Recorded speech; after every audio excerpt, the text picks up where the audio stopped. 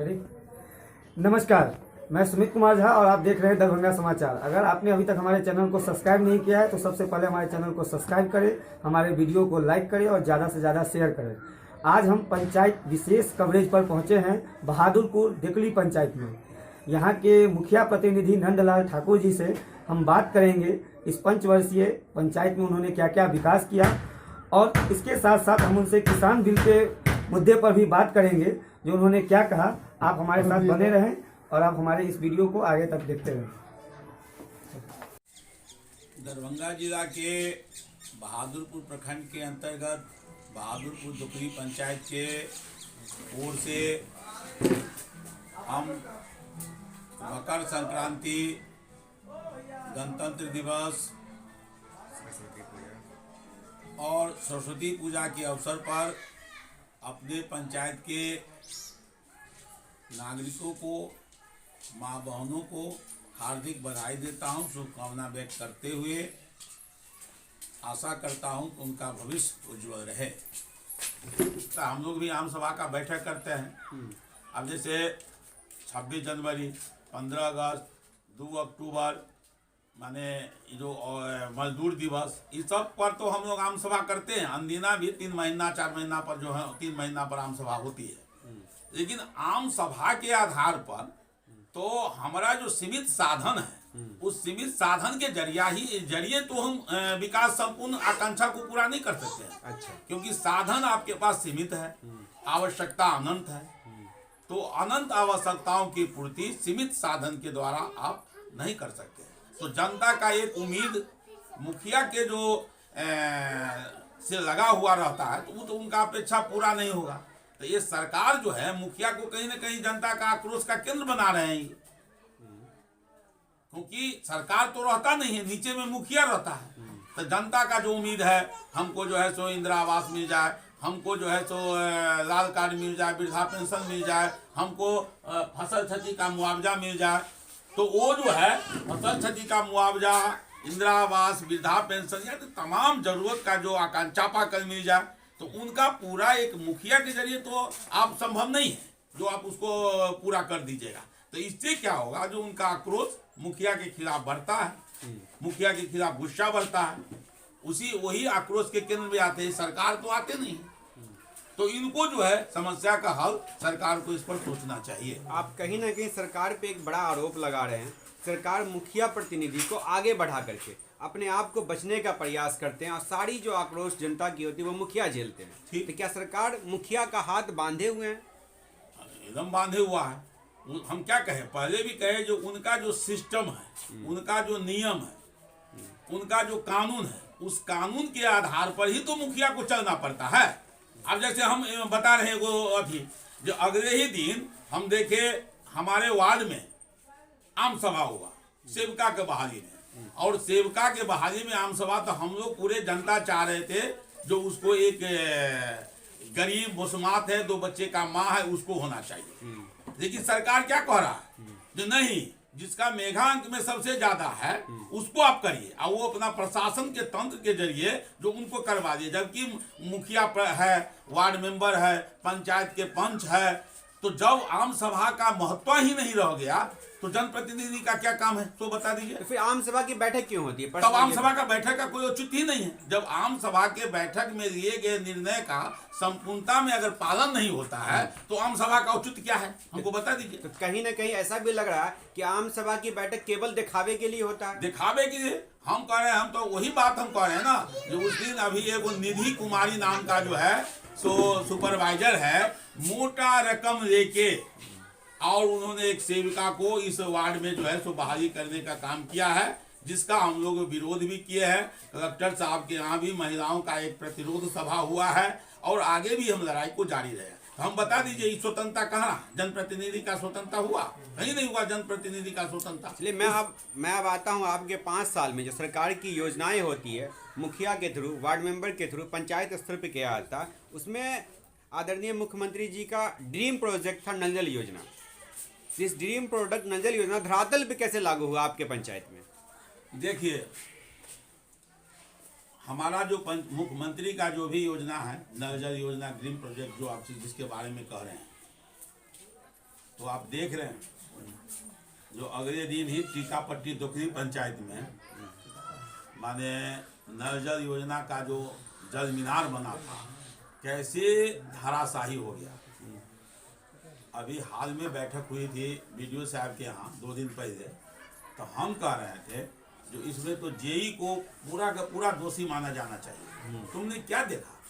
हम कह रहे हैं जो पानी का ओवर उस वक्त जमा हुआ और नीचे से दीवार खसक के धाराशाही हो गया, ये क्या है हमको बता दीजिए। आप जेई पे आरोप लगा रहे हैं। मैं ये पूछता हूँ कि डीएम उसका निरीक्षण 4 दिन पहले किए थे। निरीक्षण कैसा होता है बिहार में, ये बताइए मुझे, दरभंगा में। देखिए हम कह रहे हैं जो कोई डीएम हो चाहे कोई मुखिया हो तो जवाबदेही सबके ऊपर है, लेकिन तंत्र जो है तंत्र हम समझ रहे हैं जो पूरा स्ट्रक्चर जैसे ही चौकी है तो चौकी का एगो पौवा अगर खत्म है तब ना आप इसको बदल दीजिएगा। बिल्कुल। और चारों पौवा जो अगर खत्म रहेगा तब तो चौकियों को बदलना पड़ेगा ना। तो मेरा मानना है जो स्ट्रक्चर ही दोषी है। मतलब आप कह रहे हैं कि कपड़ा एक जगह से नहीं फटा, चिथरी हो गया, चिथरी उसका रफू नहीं हो सकता ना। अब जैसे एक बात बता रहे, हमारा पंचायत के शहर से सटा हुआ पंचायत है और शहर से सटा हुआ पंचायत है। इस पंचायत को बहादुरपुर प्रखंड में इसको गोद दिए हुआ था। बहादुरपुर दोकरी पंचायत में 17 वार्ड है, तो 17 वार्ड को गोद दिए हुआ था। और गोद लेने के साथ साथ यहाँ पर कहे, हम जब डीएम साहब आए थे तो हम कहे थे जो सरकार इस पंचायत को गोद दिए हुआ पीएचडी। तो गोद लेने का मतलब है जो सरकार द्वारा जो काम है, कार्य प्रणाली है, अगर बेहतर करके काम आप दिखाइएगा तब ना उसका उदाहरण दूसरे पंचायत में भी होगा। जो देखो इस सरकार जो गोद लिए हुआ था तो यहाँ पर बेहतर काम हुआ और ये पंचायत को गोद नहीं दिए हुआ था जिसके कारण देखो खराब काम हुआ, तो ये उदाहरण बनता। लेकिन हम तो देख रहे हैं जो गोद लिए हुए पंचायत का 5 साल बीत गया और अभी जो है जो 5 साल में ये डीएम साहब बोले ठीक है 11 से हम 17 वार्ड तक हम लोग जो है फ्री करते हैं, आप पैसा दे दीजिए। हम अभी दे दिए पैसा और सारे मेरे पास 50 लाख रुपया था, 100 को दे दिए, तुरंत काट के दे दिए, उसको जाओ तुम लोग काम करो। तो उसका तो मान लीजिए काम हो गया ग्राम पंचायत के। तो लेकिन 1 से लेकर 10 तक अभी भी आप देख लीजिए जो खत्ता कुरा हुआ है, पैप बिछा हुआ, लेकिन 5 साल में पूरा नहीं हुआ। मतलब आपके कहने का ये मतलब है कि वार्ड नंबर 1 से 10 तक पीएचडी के तहत नजर लगाई जा रही है और 11 से 17 तक ग्राम पंचायत के द्वारा, ग्राम पंचायत के द्वारा। तो 11 से 17 में कार्य लगभग पूरा हो गया। हाँ, 95% कार्य पूरा हो गया। मात्र 2 जो वार्ड है माने एक 11 एक 17 उनको भी हम लोग 3 दिन का समय दिए हैं, जो 3 दिन के अंदर में काम कीजिए, नहीं तो आपके ऊपर कार्रवाई होगा। आप बताइए, देखिए अब जैसे नल जल योजना है, अगर हम उसको कह रहे हैं मॉनिटर करने के लिए, हम जा रहे हैं उनको देखने के लिए, तो वार्ड मेंबर वो समझेंगे क्या जो मुखिया जी का बुझा रहा है कोई पर्सनल इंटरेस्ट तो नहीं है जो बार बार आ रहे हैं देखने के लिए। मेरी बात को समझिए। बिल्कुल बिल्कुल। माने हम अगर उसको मॉनिटरिंग करने के लिए जा रहे हैं, 2 बार जाए 3 बार गए, तो वो समझेंगे क्या जो मुखिया जी का हो सकता है पर्सनल कोई इंटरेस्ट हो, इसीलिए बार बार आ रहे हैं। तो सरकार को ऐसे माने या तो आप वार्ड मेंबर को ही सब कुछ दे दीजिए। अब हमको स्टेट बैंक बना दिए हैं, हमको कहते हैं जो पैसा ट्रांसफर करो वार्ड मेंबर के खाता में, तो हम उसके खाता में पैसा ट्रांसफर कर दिए। अब उसकी जो कार्य प्रणाली है, उस कार्य प्रणाली का गुणवत्ता को हम भी देखे हैं, हम देखते हैं। और आप भी देखिए, आपका तंत्र देखिए। अब हम जैसे देखे हैं जो एक जगह हम गए थे देखने के लिए, तो लोगों ने बताया जो पानी चलाया तो कई जगह जो है सो फट गया पैप। तो पैप का गुणवत्ता तो मान कोई तकनीशियन ही जो बता सकता है, उसमें कितना सीमेंट बालू दिया उसका तो तकनीशियन ही बता सकता है। हम तो उसके बारे में हम ऊपर से देखेंगे जो ये काम सही हो रहा है, लेकिन गुणवत्ता का जो है गुण दोष तो वो तकनीशियन दे सकते हैं। इसलिए तकनीशियन पर हम ज़्यादा जोर दे रहे हैं। जब तक वो ठीक नहीं होगा तब तक जो है हम मुझे कार्य प्रणाली भी ठीक नहीं हो सकता।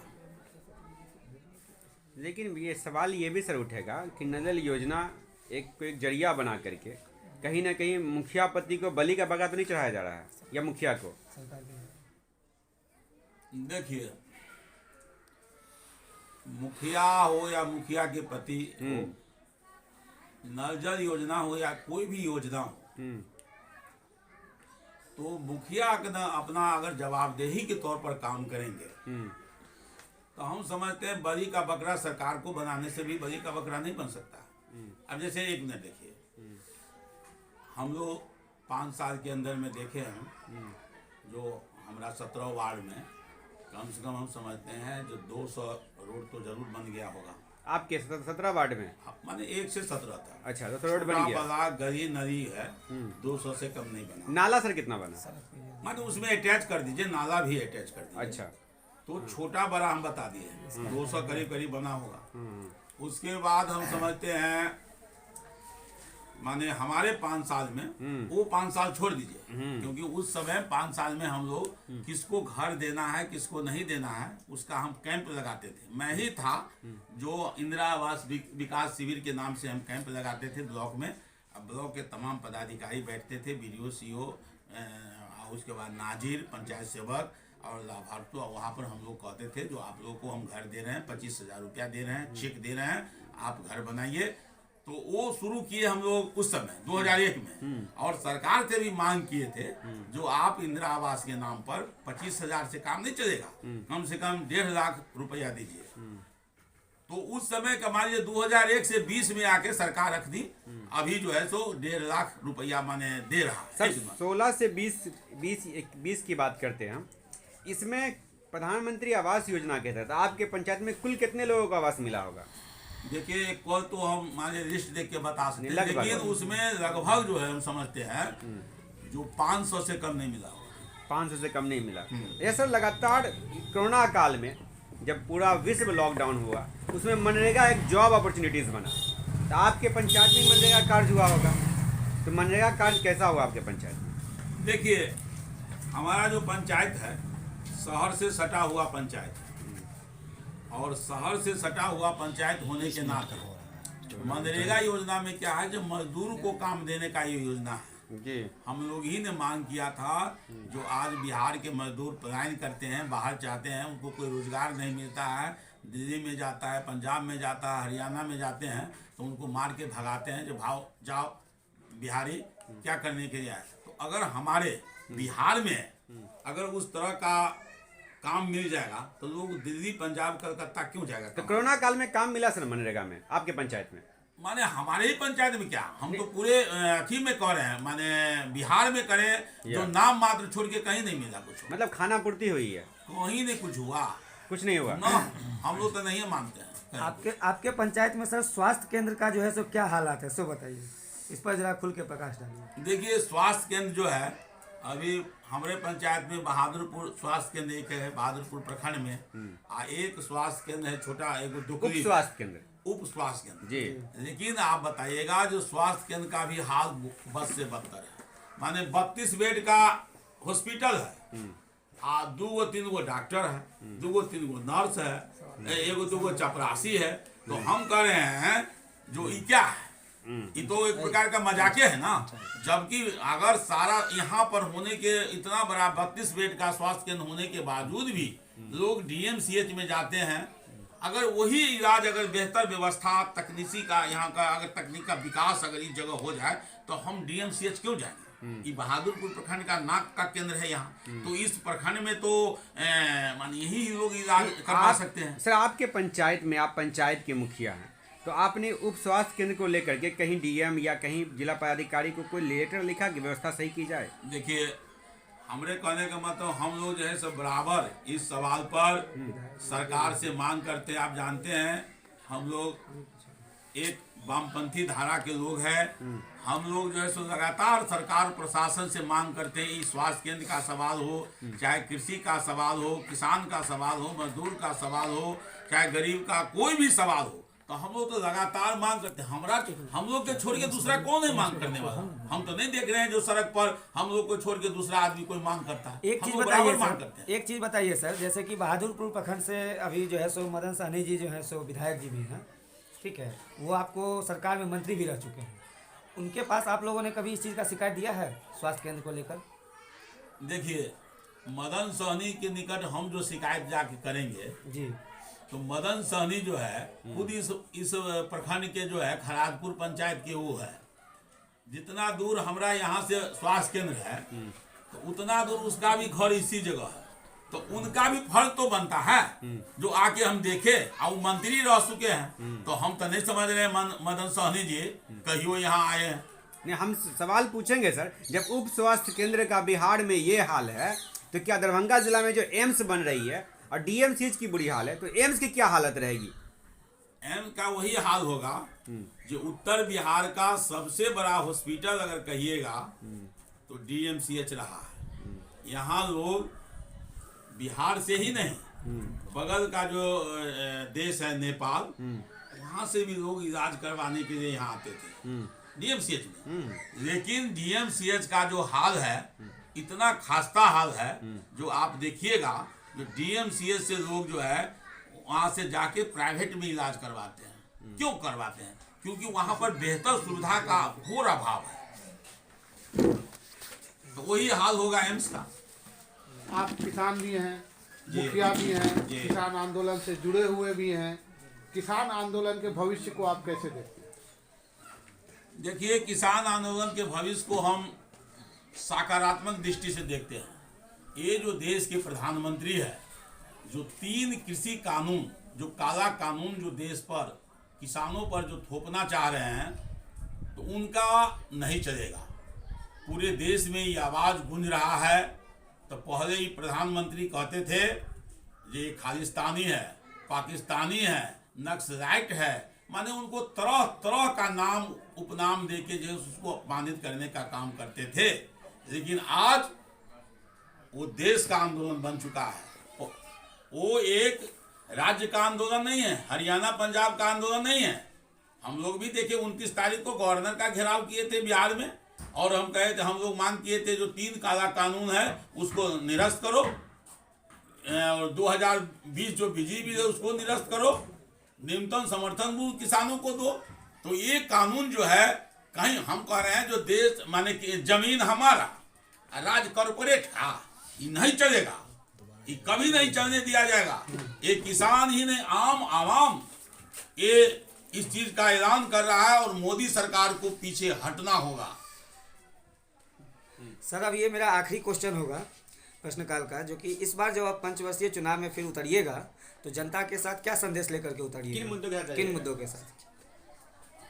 देखिए, जनता का तो हम बताए हैं, जो हम लोग का जो मुद्दा है, जो पंचायत की जो स्वतंत्रता, माने पंचायत का स्वतंत्र करो, पंचायत में नीति निर्धारण जो होता है उसका इम्प्लीमेंट करने के लिए उसको संसाधन मुहैया कराओ, उसका उतना पैसा मुहैया कराओ, और पंचायत का जो आम आवाम का जो अपेक्षा है, आकांक्षा है, हाँ, जो मुखिया प्रतिनिधि से होती है उनको, हाँ, जो मुखिया प्रतिनिधि से एक अपेक्षा है गरीबों गुरुआ का, उस अपेक्षा को सरकार पूरा करे।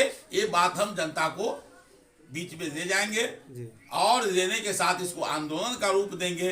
तब ये जो है माने स्वतंत्र व्यवस्था पंचायती राज व्यवस्था में हो सकता है और जनता का अपेक्षा आकांक्षा पूरा होगा।